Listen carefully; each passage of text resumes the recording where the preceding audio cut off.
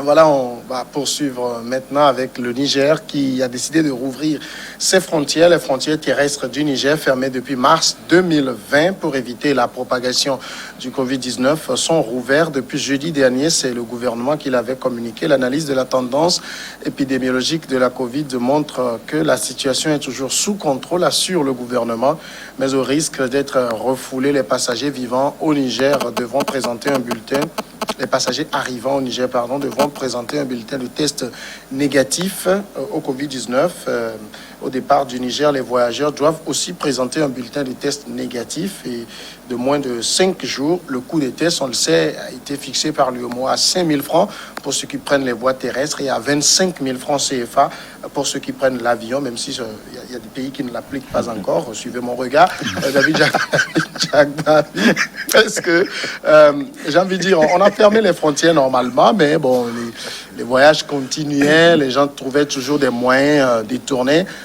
Ouvrir ou maintenir fermé, ça ne changeait pas vraiment grand-chose non plus. Non, ça ne change pas vraiment grand-chose, sauf que c'est une décision, l'information, elle a été rendue publique, on dira que les frontières ont été ouvertes, c'est tout. Vous savez, beaucoup de pays de la sous-région avaient maintenu fermées leurs frontières dès les premières semaines, les premiers mois de l'avènement de ce virus sur leur territoire. Le Togo en a fait de même avec ces 3 frontières qui sont, à l'heure où nous parlons, maintenues toujours fermées. Hier, à la réunion des chefs d'État de la CEDEAO, la proposition a été faite de passer à la rouverture de ces frontières. Je pense que c'est dans ce processus-là que le Niger a accepté d'ouvrir ses frontières avec ces pays limitrophes. Il faut maintenant que le reste des pays puissent suivre. Et parce que aujourd'hui, que les frontières soient fermées ou ouvertes lorsque vous arrivez. Moi, je cite l'exemple de Ila-Kondi où j'étais encore le week-end dernier. Les traversées des frontières se font tous les jours au vu et au su des autorités policières et douanières qui sont positionnées sur les 2 pays. Donc, les Togolais vont toujours à Cotonou, que ce soit par voie terrestre ou par voie aérienne ou par voie navigable. Les traversées des frontières se font régulièrement, en tout cas pour ce que nous savons, du côté d'Aplaou, du côté de Ila-Kondi, je ne sais pas trop comment ça se passe du côté du Niger, et du côté de Dapaon, oui, ça se traverse aussi relativement voilà. Pas mal. Et donc, il faut que le Togo aussi comprenne la nécessité d'aller à cette prise de décision. Le Niger l'a compris, d'autres pays l'ont compris, le Nigeria également. Il faut maintenant mettre les moyens aussi, parce que pour traverser une frontière, on vous demande 5 000 pour faire le test de dépistage. Combien de Nigériens disposent de 5 000 pour faire un test à la sortie ou à l'entrée du territoire nigérien? Est-ce que ça ne viendra pas créer d'autres situations avec la perception de cette taxe-là, de ce montant-là qui est fixé? Aujourd'hui, la question demeure toujours posée. Donc, il faut que les États comprennent la nécessité d'accompagner la décision de l'ouverture de ces frontières en peut-être exigeant ou en demandant peut-être la présentation d'un passeport vaccinal ou alors d'un bulletin de vaccination, parce que chaque pays avait lancé sa campagne de vaccination. Si vous estimez que vous devriez voyager, allez vous faire vacciner. D'abord, c'est gratuit. Et donc, c'est pour aussi prévenir ce virus-là. Donc, allez vous faire vacciner. Et avec votre carnet de vaccination, vous pouvez traverser la frontière. Mais quand on demande 5 000 pour traverser, vous verrez que le trafic des traversées non réglementaires va encore s'augmenter des 2 côtés, puisque le Nigérien lambda préférerait peut-être tendre un billet de 500 ou de 1000 francs à un agent de douane pour le laisser traverser, alors qu'en le laissant traverser, peut-être qu'il le laisse traverser avec le virus, avec la maladie, et cela risquerait encore d'exploser dans les jours, dans les semaines à venir.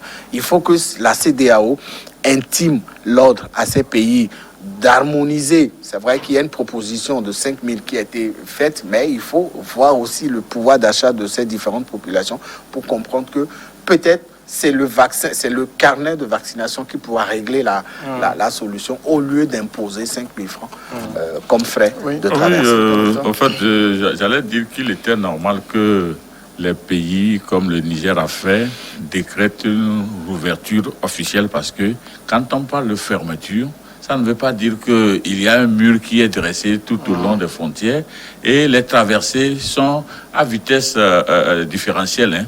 Il y a des gens qui sont tenus dans la réglementation de ne pas bouger selon les conditions administratives. Par exemple, l'État togolais ne peut plus envoyer une délégation qui traverse cette frontière si la frontière est fermée. Voilà. Mais un commerçant, un vulgaire comme moi, peut traverser cette frontière, faire des allers-retours.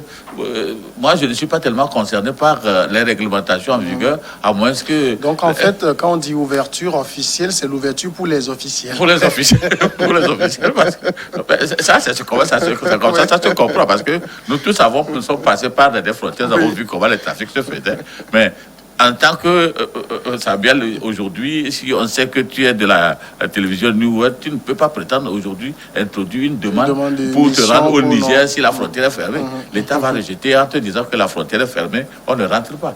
Mais si tu te lèves et tu passes derrière la New World et que tu vas aller au Niger, tu iras revenir et tu diras que tu n'es jamais sorti. Donc, l'ouverture officielle, elle est autorisée. Bon, c'est ce que nous disons. Cette ouverture officielle-là, elle ne s'applique que à ceux-là qui se sentent concernés par la réglementation. Et puis par les types d'assurance, par exemple. Si vous êtes membre d'une assurance, vous voulez être protégé par l'assurance, vous voulez être protégé en cas de cassia par votre pays, conformément aux législations en vigueur, vous êtes obligé de vous conformer à ce que l'État dit. Mais quand vous êtes un commerçant ambulant qui ne cherche que son pain, vous ne pouvez pas à chaque fois payer 5 000 francs pour faire un texte pour aller vendre des poissons. Par exemple, les femmes ghanéennes qui viennent vendre du poisson au Togo et qui retournent le soir vont payer à chaque traversée 5 000 francs pour test de 3 jours, de 5, ou bien chaque 5 jours, 5 000 francs. Ça va être quand même un problème. Hein. Donc, comme vous le dites, il est normal que des dispositions étant prises officiellement, on puisse remettre ces dispositions pour permettre une certaine fluidité. Aujourd'hui, par exemple, des touristes français peuvent dire nous venons au Niger parce que le Niger a ses frontières ouvertes. On n'a plus astreint à des complications, des formalités très astreignantes qui nous amènent là. Il suffit seulement de demander et d'acheter un billet, de faire le texte, de se conformer aux prescriptions. Tu peux venir. Je pense que là, c'est vous avez posé un réel problème. Maintenant, en fixant ce taux de 5 000, de 25 000, à qui s'adresse-t-on? C'est à la population, chose anonyme comme tout le monde, ou bien c'est aux officiels également, puisque nous avons dit que l'ouverture là c'est pour les officiels. Bon, est-ce que c'est à tout le monde? Là, sincèrement, ça veut dire que c'est maintenant que cette frontière est fermée. Parce que les gens ne trouveront jamais ces 5 000 francs tous les 5 jours pour aller faire, puisque on dit que le délai de validité, c'est 5 jours. Donc, les gens ne trouveront jamais 5 000 tous les... Même, quelle que soit la fonction publique que tu fais, ça va être difficile. Donc, ça devient maintenant une fermeture plus difficile que la première fermeture.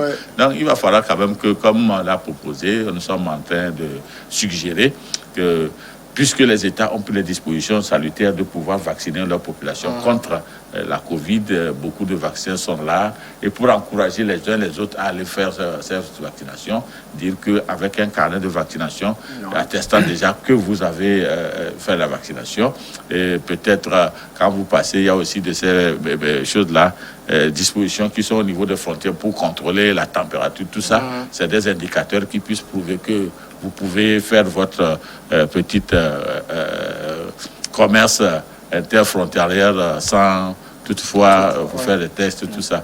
Et vous voyez, il y a certaines décisions qui sont prises et qui vont contre même l'État. Tout ça là, c'est publié, tout le monde sait. Vous serez là à la frontière, vous verrez le soldat là-bas, vous verrez quelqu'un traverser sans avoir fait ce texte. Ça rend un peu les décisions de l'État fragiles. Vous voyez? Alors, disons que tout le dispositif repose désormais sur le test à la frontière terrestre, test au niveau de l'aéroport. Bon, l'aéroport, ça c'est très contraignant parce que vous n'avez pas d'autre voie de sortir, il n'y a qu'une seule voie. Test frontière terrestre, on sait aussi qui traverse, c'est monsieur tout le monde, c'est vous, c'est moi. Du coup, 5 000, vous traversez, 5 jours après, vous payez encore 5 000. Tout ça va faire que ce que disait Kofi Kanitom, dans l'application, ça va être complètement inefficace. Oui, et puis c'est la porte qui sera grandement ouverte aussi pour les falsifications des tests, des résultats des tests. Je ne sais pas s'ils mettront à ces frontières une structure qui va vérifier l'authenticité de ces tests. Déjà au niveau des aéroports, pas seulement au Togo ni en Afrique, même en France, au début de l'application de cette loi, les gens ont falsifié des tests de Covid avec lesquels ils ont voyagé. Il a fallu des jours, des semaines après, avant que le gouvernement ou les autorités ne s'en rendent compte. Donc, ça va forcément faciliter un trafic de falsification de ces tests-là. Lorsqu'on demandera 5 000 à un Nigérien à payer à la frontière avant de sortir ou de rentrer, et que ces 5 000 deviennent nuls 5 jours après, si imaginez que ce Nigérien, comme le disait Kofi à l'instant, fait des allées-venues, il y a des populations qui sont installées au-delà d'une frontière. Il y en a au Togo ici, où des élèves quittent le Ghana pour venir au cours. Vous perdez un membre aujourd'hui, vous venez au funérail, vous faites des choses. Dans 5 jours, on vous appelle quel autre est décédé. Vous faites encore un test de 5 000. Ça va forcément caractériser l'inefficacité de cette mesure qui a été prise. Moi, je pense que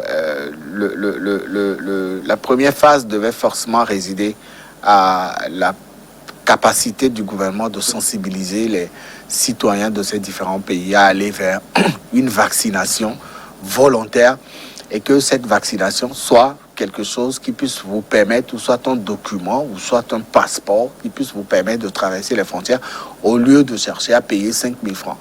En instituant une mesure pareille, je crois que le gouvernement nigérien au même moment qu'il rouvre les frontières, a voulu aussi restreindre les traversées de ces différentes frontières-là, puisque pendant très longtemps, on a dit que c'est pas les frontières que la maladie est arrivée dans certains pays, et donc cela est resté dans la pensée de beaucoup de personnes comme telle. Alors, c'est une décision à saluer, bien évidemment, mais derrière, il y a des contraintes qui forcément n'arrangeraient pas l'application de cette mesure-là, surtout dans l'efficacité qui aurait été le souhait des autorités nigériennes.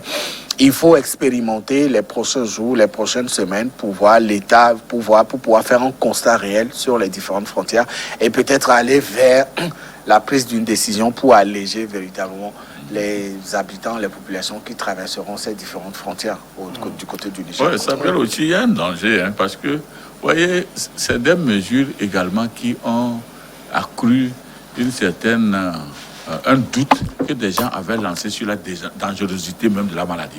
Vous voyez, quand on prend des décisions comme ça, on sait bien que ces décisions ne seront pas suivies massivement, et des gens, des téméraires qui essayent, et qui vont, et qui viennent, et qui disent aux gens, nous on est passé. Et la deuxième chose, c'est que tout voyageur par la route fait confiance à son chauffeur. Parce que le chauffeur, lui, sait par où il peut passer avec vous pour que vous n'ayez pas ces contraintes de vérification des textes de Covid. On en a vu ici. On avait demandé même que nos taxis ne prennent pas, de 5 places, ne prennent pas plus de 4 personnes. Mais des gens en prenaient plus que... Il y a une certaine complicité qui se faisait. Et ça donnait la montée d'autres génies, qui inventaient des situations d'échapper à ces contrôles-là et qui les galvanisaient dans une certaine force pour défier l'État. Donc, il va falloir que... Oui, c'est des mesures qui doivent être prises parce que l'État est responsable de tout ce qu'il doit se advenir. Mais il faut également voir, en prenant ces décisions, est-ce que ces décisions vont avoir l'adhésion de toute la communauté et pouvoir être massivement suivies pour ne pas discréditer l'autorité même de l'État, la défier. C'est ça la grande question. Sinon, oui, c'est bien parce que c'est une mesure que des gens, sur le plan mondial, on s'est entendu de faire, mais est-ce que les choses se présentent de la même manière partout? En France, par exemple, quand on dit que même si vous traversez, la personne comprend pourquoi elle doit aller faire le texte, d'abord pour s'assurer qu'elle est saine, et ensuite protéger son voisin immédiat. Est-ce que la chose se comprend chez nous comme ça? Et puis les réalités, est-ce qu'elles se présentent? Nous venons de dire, comme de la charade, mais c'est réel. Les frontières, les populations sont tellement choses proches l'une de l'autre, que ceux qui sont déjà derrière la frontière du Ghana ont des parents au Togo. On doit vous solliciter à n'importe quel moment. Ça veut dire que vous pouvez traverser cette frontière plusieurs fois dans le mois. Et chaque 5 jours, est-ce que c'est possible que vous ayez les possibilités de pouvoir renouveler cela? Et si jamais vous arrivez à créer un passage clandestin, ça veut dire que vous encouragez beaucoup de personnes à se détourner de la décision de l'État et à faire cela. Et ça fragilise même la notoriété de l'État. Voilà. D'accord, on va partir maintenant pour la pause et on passera après au dernier sujet.